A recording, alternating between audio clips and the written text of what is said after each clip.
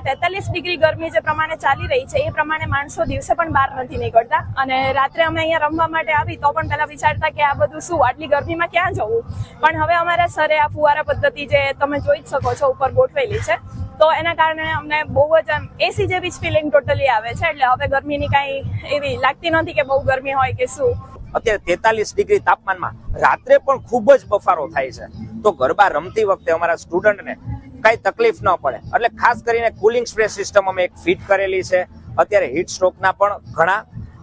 Cases બને છે, તો ખાસ કરીને ધ્યાન રાખીને કે ભાઈ રમતા હોય તો કઈ પ્રોબ્લેમ ના પડે એટલા માટે સ્ટુડન્ટનું પણ ખાસ ધ્યાન રાખીએ છીએ. હાલ ગરમીનો પારો 43 ડિગ્રીની ઉપર થઈ ગયો છે, ત્યારે ગરમીથી બચવા માટે દેવ દાંડિયા ક્લાસીસમાં ફુવારા સિસ્ટમ ગોઠવેલી છે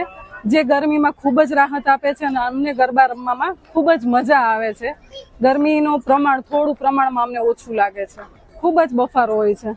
5 વાગ્યાની બેચથી બચીને અમે રાતની બેચમાં આવીએ છીએ અને ત્યારે પણ બફારાના કારણે અમે પૂરતું રમી નથી શકતા, પણ જ્યારે ફુવારા પદ્ધતિ ગોઠવી છે ત્યારે અમને ઘણી બધી રાહત મળે છે ગરમી.